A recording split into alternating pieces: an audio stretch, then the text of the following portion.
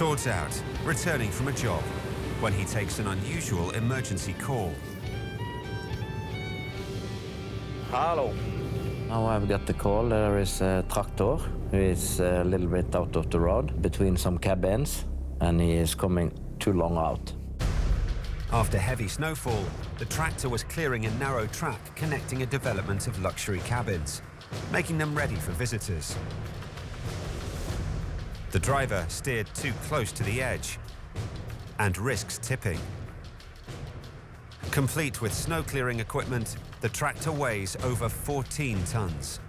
And at any moment, it could crash into the cabin, worth hundreds of thousands of euros. Thord arrives in his rescue truck. It stands nearly 4 meters tall and only just fits between the snowbanks. The tractor blocks the way ahead, so Thord gets out to size up the situation. Hallo!